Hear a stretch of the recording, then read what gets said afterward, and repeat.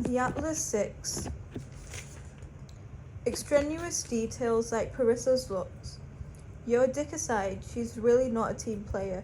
I'd hardly call her an asset when it comes to working as a group. True, Nico said, who must have taken a blow to the head to actually consider taking something she said seriously. She's been weird to Callum, hasn't she? Libby gave Nico a glance intended to indicate that they were all weird to Callum, and rightfully. True, Nico repeated. What's the deal with this anyway? Libby asked him, gesturing warily to his relationship with Raina. Are you two like... It's exercise, Rhodes, Nico said, flexing his stomach for emphasis. I told you, we don't talk much. Okay, she sighed. But do you, I mean, are you two, you know?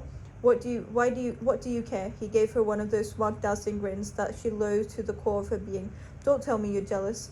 Christ almighty, oh shove it, Verona, she said, turning to leave. There was really only so much Nico she could take in one sitting. He, however, had caught her arm before she left, tugging her back. You're not telling Fowler about any of this, right? Nico asked her. If I can't tell Gideon, you certainly can't tell Fowler. Yes, because your roommate and my boyfriend are exactly the same scenario, Libby said with a roll of her eyes. I'm just saying, relax, Verona, I'm not telling him anything. Not even about the installation, right?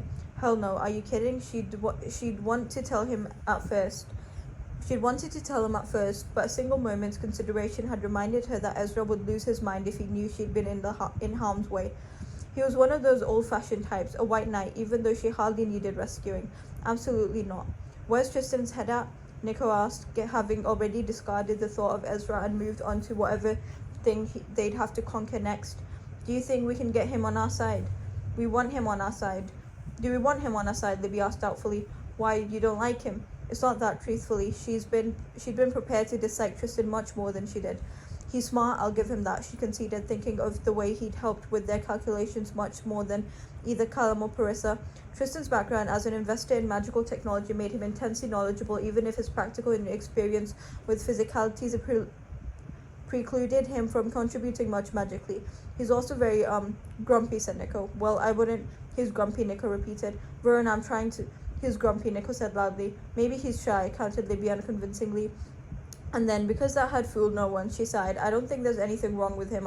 Well, for one thing, he almost certainly doesn't like me, she said, and then stopped, dismayed with herself for sounding so much like a child.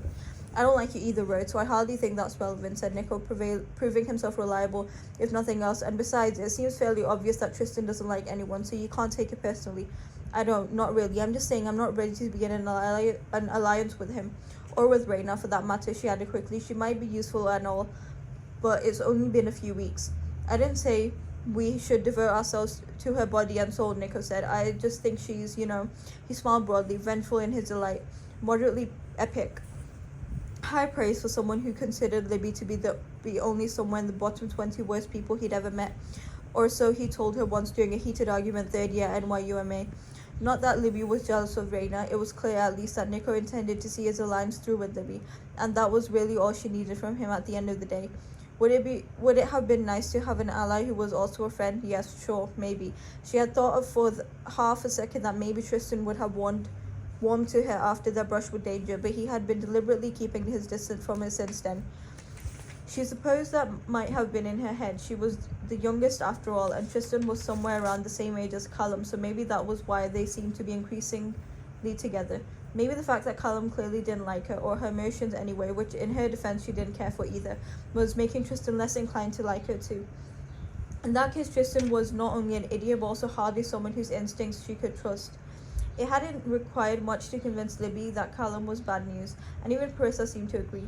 If Tristan couldn't see it, then he's not worth your energy, Lib. I know, Libby said, before remembering that Ezra was talking about Nico, not Tristan, and that, oh, yeah, she was still on the phone talking to Ezra. I mean, sorry, she amended with a blink. Verna's fine, is there someone else? Drat, more things she couldn't talk about, like who was in the program with her. No, there was a quiet knock on the door. Hang on, Ezra, I guess. Libby called, covering the receiver with one hand. It's Tristan, came the voice from the other side, perfunctorily, and with a sense of wishing the interaction was already over with, as one might expect from all of Tristan's interactions. Oh, that was a surprise. 1 second, Ezra, she said, returning to a phone call. Can I call you back? There was a pause. I'm about to head out, Lib. It's getting really late here. Tomorrow, she promised, mildly relieved. I love you. Love you. Ezra hung up and she rose to her feet, padding to the door and pulling it open. For someone who didn't care much for illusions, Tristan's Kane certainly was one. It was a Saturday, meaning they all had the day off from their usual work, assuming nobody breached their recently updated security measures, that is. But Tristan was fully dressed, smartly, with a tucked-in shirt and a J. Crew sleeve roll, and everything like he was heading to a brief but critical lunch meeting. Holding a newspaper tucked under his arm, Libby was willing to bet that Tristan had gone down for both breakfast and lunch already that day, which they had the option of taking in their rooms on the weekends. It was as if the appearance of normalcy was a crucial piece of Tristan Kane's identity. Yes, she said, a little breathless from her jaunt to the door. He was as inscrutable as always, peering down at her in his hawkish way. Do you still have the Lucretius? Oh yes, of course. Hang on, come in. She left the door open for him, turning to sort out where she'd left the book. Working on a Saturday, she asked him, peering around for it in her pile of things. She hadn't planned to touch the manuscript anytime soon. She was rather intent on spending the day in her yoga pants, recovering in advance of whatever massive energy output she'd need to produce on Monday. I just want to have another look at it, he said. Truthfully, I don't know if it'll be much help, she said, finally spotting it in the pile beside the nightstand. She wasn't the neatest person alive, nor was she the best at rising early. All in all, she felt woefully inadequate next to Tristan, who was so pulled together he nearly sparkled. I can't say it has much in it that hasn't been addressed by later works. There's something about time, Tristan said, isn't there? Sort of, nothing concrete, but I'd like to see it for myself, he told her curtly, and she blinked. Sorry, I wasn't trying to. Don't apologize, he said impatiently. I just have a theory I'd like to test. Oh, she held the book out for him, and he took it. Before he could leave, though, she cleared her throat. Any chance you'd like to tell me what your theory of testing? Why? Curiosity, I guess. Incredible how he made it feel like a capital crime just to ask him a simple question. I do actually care about the research we do, you know. He bristled slightly. I never suggested you did it. I know She broke off before apologizing again. Never mind, you can hang on to it. By the way, she said, gesturing to the book, I don't think there's anything useful. Theoretically, I suppose the idea that time and movement aren't separate functions is an interesting baseline, but that's hardly unique to you. You and Nico manipulate force, correct? She was startled by the interruption, and secondly, by having her abilities addressed. What? Force, yes. Yes, force. He seemed to be playing with something in his head. So she added, we use it to alter the physical makeup of things. Why couldn't you make a wormhole through time? That wasn't what she expected his follow-up to be. Well, theoretically, I suppose we could, but that would require understanding the nature of time to begin with. What would you need to do in order to understand? He didn't seem to be mocking her. She hazarded an attempt to explain without getting defensive at being asked a moderately obvious question. Well, time's not a physical thing, Libby said slowly. Nico and I manipulate things we can see and feel, but time is something different. You can't see or feel it? Again, she stopped, a little taken aback. Wait a minute. Are you telling me that you can? He regarded her for a moment, mildly troubled. I didn't say that, he amended. I just want to be prepared for whatever we do on Monday. It didn't seem weird to point out that Tristan had done almost nothing the past few weeks as it was, aside from posing theoretical arguments to guide the experiment. He hadn't contributed at all that much. But she supposed it wasn't his fault he hadn't. At least he worked hard, didn't he?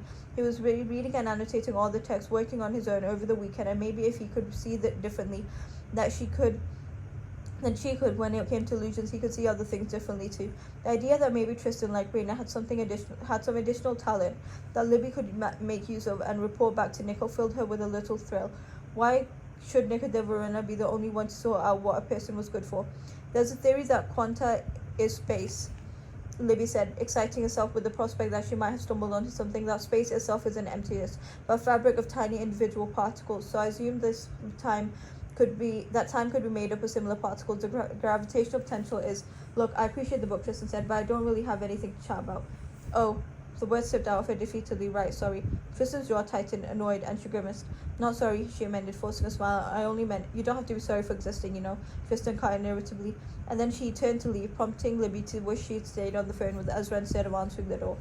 Ezra was so good about being supportive, the way she liked him, really. That was why she liked him, really. He was her number one fan, her tireless champion. He believed in her so much and so powerfully that it always made her feel there was someone in her corner. And at times like these, she longed for someone to make her feel centered, secure. Rose, Tristan said, startling her into noticing he'd paused at the threshold before exiting the room. Sorry.